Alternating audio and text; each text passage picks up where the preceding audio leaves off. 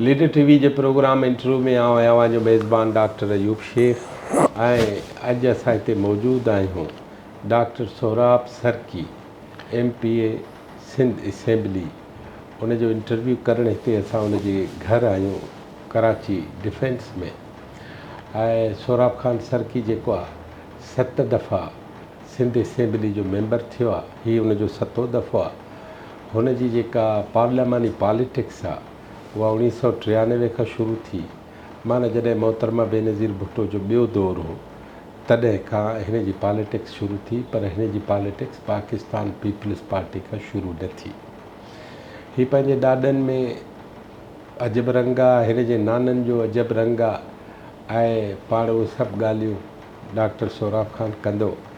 ऐं हिकिड़ो वक़्तु अहिड़ो आयो जो असां लाड़काणे में त ॿुधो त पुट ऐं पीउ जो पाण में मुक़ाबिलो थियो। मुंहिंजो इशारो नवाब सुल्तान ख़ान चांडे ऐं नवाब शबीर अहमद ख़ान चांडे ॾांहुं, पर हिते ॿ भाउर जेके आहिनि उहे पाण में इलेक्शन में विढ़िया ऐं पंहिंजे जेको भाउ आहे हिन जो ज़ुल्फ़कार सरकी साहब उनखे हिन 8,000 वोटनि ते शिकस्त ॾिनी।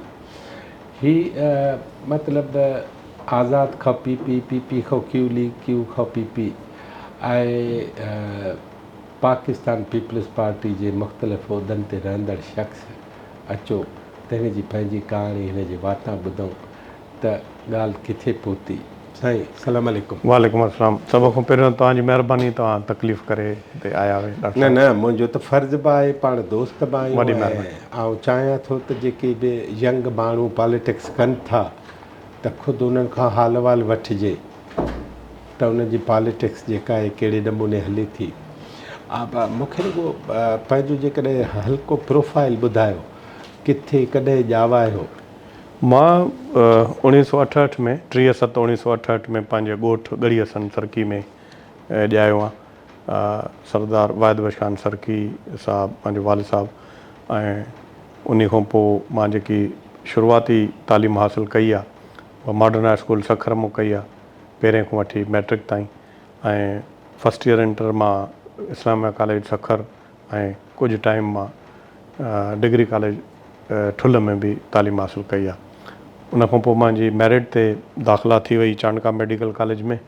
चांडका मेडिकल कॉलेज खां पोइ मुंहिंजो वालिद साहब 85 में असेंबली जो मेंबर हो। 86-87 में मुंहिंजी दाख़िला थी मैरिट ते। पोइ घोंसली शाह उन टाइम ते चीफ मिनिस्टर हो। मुंहिंजे वालिद साहब असां 3 भाइर हुआसीं, मां डॉक्टर सोहराब ऐं डॉक्टर ज़फ़र, इमदाद अली ख़ान। इहे टिनी जी दाख़िला थी, टिनी जी माइग्रेशन थी चांडका खां डो मेडिकल कॉलेज में। हो सेकेंड ईयर में आहे, मां फस्ट ईयर में हुउमि। पोइ मां ऐं डॉक्टर ज़फ़र MBBS मुकमल कईसीं डो मेडिकल कॉलेज मां।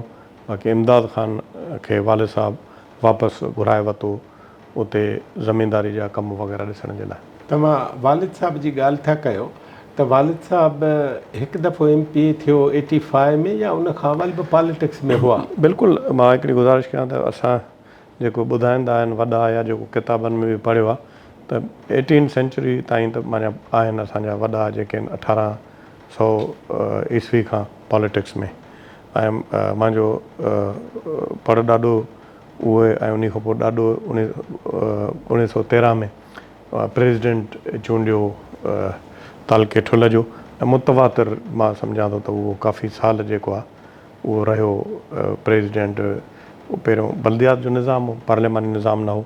1937 ताईं जॾहिं वरी 1937 में इलेक्शन थी या सूबाई असेंबली असांजो सूबे जो दर्जो मिलियो सिंध खे, त पोइ असांजो ॾाढो उते इलेक्शन कॉन्टेस्ट कई। सोहराब ख़ान पोइ MLA चूंडियो 1937 में। ऐं 3 हुया, हाणे तक़रीबन उते 6 ज़िला आहिनि जिथां 3 MLA हुया। हिकिड़ो हुयो ज़ैनुद्दीन ख़ान सुंदराणी, हिकिड़ो सोहराब ख़ान सरकी, हिकिड़ो जाफ़र ख़ान बुलेदी। ऐं हिन जेके हाणे ज़िला आहिनि उहे मां तव्हांखे ॿुधायां। उन में कशमोर आहे, जेकाबाद आहे, सोबतपुर आहे, जाफ़राबाद आहे, उस्ताद मोहम्मद आहे ऐं कुझु हिसो असांजो डेरा मुराद जमाली जो बि आहे। ऐं इहो माना हिकिड़ो ई ज़िलो जिथां इहे 3 माण्हू इलेक्ट थिया पहिरियां सिंध असेंबली में। 1 यूनिट खां पोइ इहे इलाइक़ा इहो जेके आहिनि, जेके 3 डिस्ट्रिक्ट जेके आहिनि उहे हलिया विया आहिनि हिन में बलूचिस्तान में। बाक़ी इहे डिस्ट्रिक्ट हाणे वरी 2 डिस्ट्रिक्ट आहिनि जेकाबाद ऐं कशमूर। अवां जेका ॻाल्हि था कयो त तव्हांजो ॾाॾो सोराब ख़ान उन तो तव्हां ते नालो पियो? जी जी बिल्कुलु, उन तो मां ते नालो पियो ऐं उहो बि अलाए मूंखे ॿुधाईंदा आहिनि त जॾहिं असांजो ॾाॾो गुज़ारे वियो उन खां पोइ असांजी फैमिली में 5-6 ॿिया ॿार बि थिया, पर जॾहिं बि को मामिलो थींदो नाले जो त नाले ते अॻे ॾाढो जेको आहे माण्हू सेंसिटिव हूंदा, पोइ उन में चाचे जे दौरान ऐं वालिद साहब जे दौरान ईअं फैमिली में जीअं थोरी उहो थी वेंदी, कंट्रावर्शियल थी वेंदी ॻाल्हि, कंहिं ॿिए ते नालो न आयो। पोइ कुदरती तौर ते जॾहिं मां पैदा थियुमि त पोइ उन ॾींहुं को असां वालिद साहब तमामु इस्लामी माण्हू हो, पोइ इस्लामी को हुयो प्रोग्राम रखियलु हो, पोइ मौलवी दोस्त मोहम्मद हूंदो, काज़ी दोस्त मोहम्मद तव्हां ॿुधो हूंदो, उहो हुते आयल हो। पोइ उन वालिद साहब खे चयो त जेको आहे साईं हाणे तव्हांजी एज बि वॾी थी वई आहे, वरी हाणे तव्हांखे औलाद थिए न थिए, पंहिंजे वालिद साहब जो नालो त रखो। चई यार रखंदासीं। बहरहाल हुन घुराए करे पोइ मस्जिद में उन चयो त साईं मां हिन जो नालो सोराब ख़ान रखां थो। पोइ बसि हीअ नालो पको थी वियो ऐं उन खां पोइ मां जीअं नंढो ई हुयुमि उन ज़माने खां वठी जेको आहे ॾाढो सॾणु शुरू कयूं। हा, अॼु ताईं जेके हिन ॻोठ में इलाइक़े में माण्हू मूंखे सोराब ख़ान या डॉक्टर साहब न 2 नाला सॾींदा आहिनि, हिकिड़ो त सोराब ख़ान साहब उनखे सॾींदा उन पंहिंजे ज़माने में, ॿियो जेके आहिनि ॾाढो वॾो सोराब ख़ान ॾाढो उनखे कंदा त मूंखे ॾाढो कंदा आहिनि इलाइक़े जे अंदरि पंहिंजे में। ख़ान साहब छो सॾींदा ॾाॾा खे? ख़ान साहब जो लक़ब जेके अंग्रेज़नि ॾिना हुआ पंहिंजनि माण्हुनि खे जेको ॾींदा, पंहिंजनि माण्हुनि खे जेके ॾींदा, सही चओ था। त उन ख़ान साहब जो लक़ब मूंखे आहे उहो मां वटि मेडल बि, मां सम्झां थो उनखे 1940s में शिमला में घुराए करे उहो जीअं बेच हणंदा आहिनि अॼुकल्ह इहे प्रेसिडेंट ऑफ पाकिस्तान, पोइ उहे जे कंहिंखे ख़ान बहादुर जो ॾींदा, कंहिंखे सर जो ॾींदा, कंहिंखे ख़ान साहब जो ॾींदा, इन जे करे सॾींदा। हाणे तव्हांजो ॾाॾो 37 में इलेक्शन में आयो? जी जी। ऐं केसि ताईं रहियो? 37 खां पोइ तव्हां ख़बर आहे त पोइ ॿी जंग अज़ीम लॻी वई, पोइ जेके हितां वारी असां वारी असेंबली उनखे एक्सटेंड करे छॾियो, चयूं त हाणे 5 साल इहा कंटिन्यू ॿी कंदी। 37 खां 46 ताईं रहियो। अच्छा। हा, पोइ वरी उनजी पॉलिटिक्स उते पूरी आहे? उनजी पूरी आहे पॉलिटिक्स। पोइ हिकिड़ी इलेक्शन विढ़ियो, उनखे हुयो बीमार, 1946 में इलेक्शन विढ़ियो मुस्लिम लीग जी टिकट ते, पर उहा इलेक्शन असांजे जेके बि वजूहात हुया बहरहाल उहा लूज़ कयईं। पाकिस्तान जो हामी हो? पाकिस्तान जो हामी हो, पाकिस्तान जे हक़ में वोट विधाईं ऐं जेके मेंबर तव्हां पाण पढ़िया आहिनि हाणे बि सिंध असेंबली में जेके मेंबर आहिनि जेके जंहिं वोट कयो आहे उन्हनि जो रेज़ोल्यूशन बि लॻल आहे सिंध असेंबली पुराणी जी सीढ़ियुनि ते, उन में बि सोराब ख़ान जो ख़ान साहब सोराब ख़ान जो नालो आहे ऐं तमामु हिकिड़ो वोकल क़िस्म जो माण्हू हो। मां किताब बि लिखियो, तव्हां सां डिस्कस बि कयो, ज़बरदस्त उन जूं स्पीचिस जेके आहिनि मां कुझु उन में कोट बि कयूं ऐं तमामु सुठियूं स्पीचिस उन ज़माने जूं तारीख़ी उहे बि उन जूं असेंबली में आहिनि, वोकल हुयो ऐं पूरी नुमाइंदगी कंदो पूरे एरिया में पॉलिटिकली, ऐं जंहिं माण्हू वॾे जागीरदार खे शिकस्त ॾिनी त उन्हनि जूं मुक़ाबले जागीरदार केरु आहे? खोसा साहिबान आहे जेके इहे दिलमुराद ख़ान खोसे वारा, उनखे शिकस्त ॾिनई। अच्छा, पाण दिलमुराद हा, पाण उनखे शिकस्त ॾिनई ऐं पोइ MLA चूंडियो ऐं जेकॾहिं कंपेयर कजे त उन्हनि जी तमामु वॾी ज़मीनदारी सोराब ख़ान जी एतिरी न हुई, बहरहाल उहो हिकिड़ो पॉलिटिकल माण्हू हुयो जेको वालिद साहब बि ॿुधाईंदो, MLA चूंडियो ऐं 1920 खां वठी 1937 ताईं अनबीटन प्रेसिडेंट रहियो, माना प्रेसिडेंट तालके जो लोकल जेके लोकल काउंसिल्स हुयूं उन जो, त उन में माना ईअं सम्झो त मां सम्झां थो त उन जो बि इहो रिकॉर्ड हुयो त उहो 30 साल ऐं पोइ वरी जेको आहे माना 20 खां वठी 37 ताईं त माना इहे तक़रीबन काफ़ी 17 साल इहे थी विया ऐं 10 साल MLA रहियो, त इहे 17 ऐं 10 27 साल। पर अलाह जी महिरबानी सां मां त हाणे एतिरी हैसियत न आहे हो त मुंहिंजो ॾाढो तमामु मां बि माशा अल्लाह अलहमदुलिल्लाह मां सम्झां थो त उनजो रिकॉर्ड ब्रेक कयो आहे, त मां कंटिन्यूसली स्टार्ट कयो MPA खां 93 खां वठी त अॼु ॾींहं ताईं अलाह जी महिरबानी सां मां MP आहियां। जेके बि इलेक्शन थियूं आहिनि कॉन्टेस्ट कयूं आहिनि अलाह जी महिरबानी सां मां खटियूं आहिनि।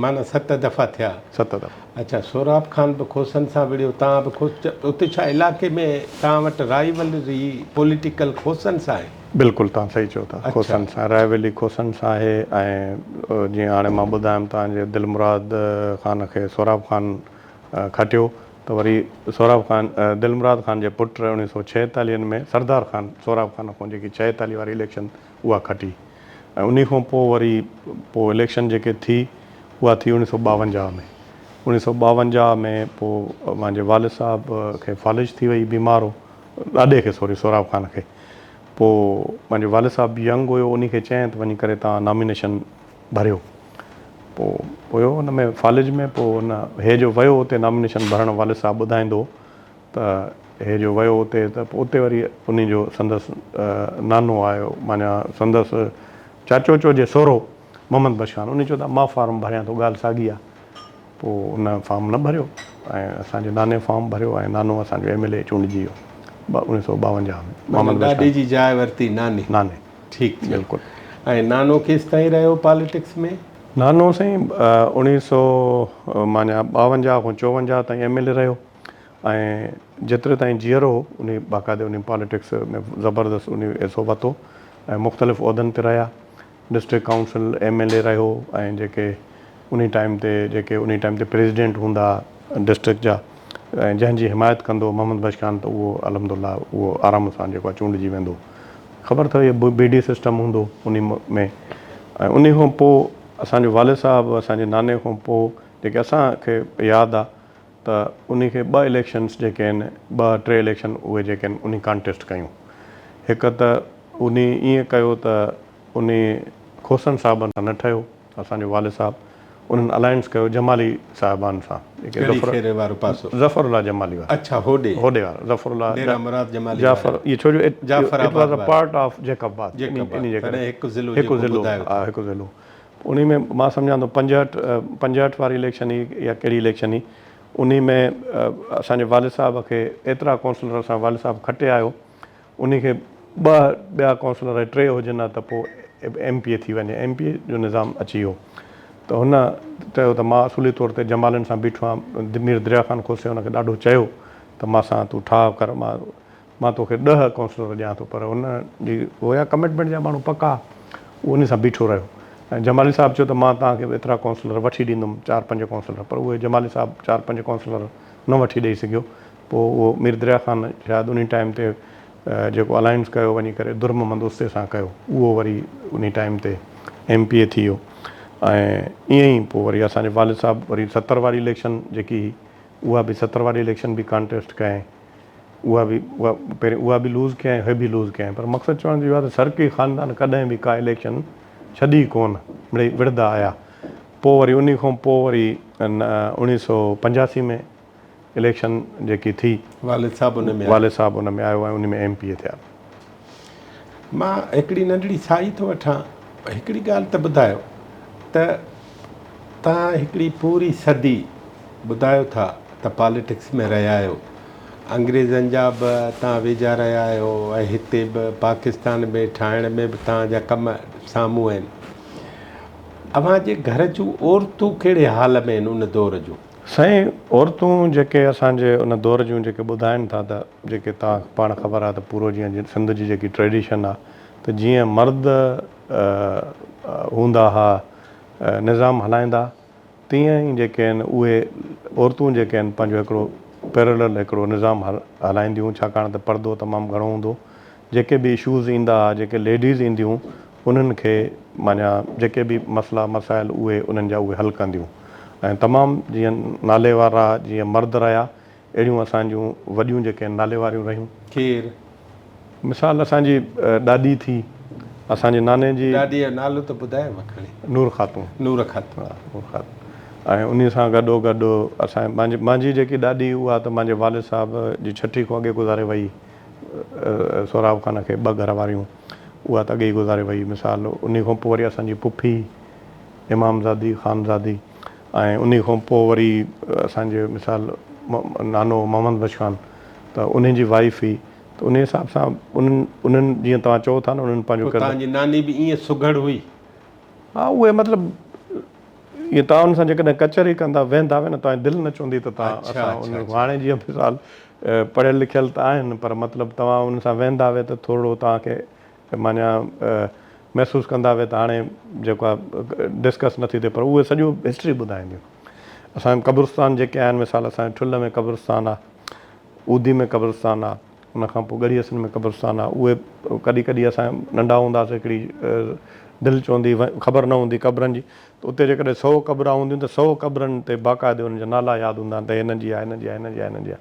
हाणे त उहे काफ़ी जेके आहिनि मध्यम थी वियूं आहिनि, पर तमामु हिकिड़ी बहितरीनु क़िस्मनि जूं जेके आहिनि औरतूं हूंदियूं। ऐं मां सम्झां थो त असांजे ख़ानदान खे जेको आहे वधि में वधि लॉस जेको थियो त जेके आहिनि पढ़ियल लिखियल एतिरा न हुआ, जेकॾहिं पढ़ियल लिखियल हुजनि हा त मुमकिन आहे त उन में अञा वधीक उहे, तव्हांखे पाण ख़बर आहे त जेके अहिड़े इन लेवल जा जेके फैमिलीज़ रहियूं आहिनि उहे तक़रीबन जेको आहे मां नथो सम्झां त मां सवाइ हिकु ॿिनि खे छॾे करे न त उन घरनि जे माण्हू सभु चीफ मिनिस्टर जी लेवल ते पहुता आहिनि।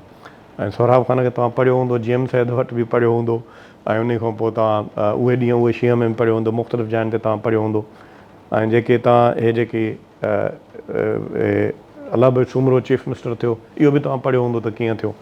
त मक़सदु आहे त तमामु हिकिड़ो वॾो किरदारु रहियो आहे असांजे भला इहो सॼो किरदारु बि आहे, एॾनि वॾनि माण्हुनि सां गॾु बि रहिया, सभु कुझु थियो। पोइ पाकिस्तान खां पोइ फ़ौज सां रहिया?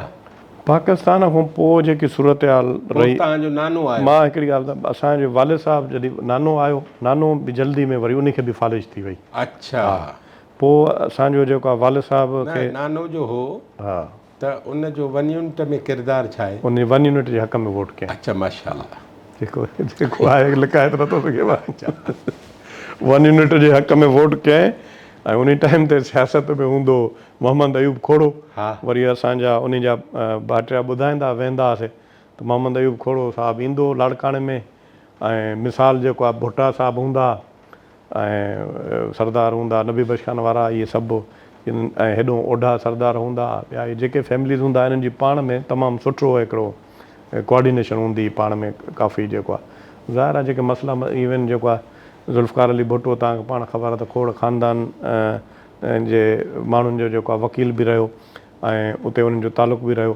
पर ख़ासि करे असांजो जेको आहे इन लाड़काणे जे हवाले सां इन भुट्टो ऐं खोड़ो ख़ानदान सां असांजे वॾनि जो तमामु घणो रस्तो। ऐं मुंहिंजो जेको नानो मोहम्मद बशखान, उन जी वरी मोहम्मद अयूब खोड़े सां तमामु घणी संगत बि हुई, ऐं मेंबर बि हो, ॾंडो बि हुयो। हिकिड़ी नंढड़ी साई वठी वरी त पाण शुरू कयो। नाज़रीन, असां जूं ॻाल्हियूं डॉक्टर सोहराब ख़ान सरकी मेंबर सिंध असेंबली सां जारी आहिनि। हिकु नंढड़ी साई खां पोइ पाण वरी था ॻाल्हायूं।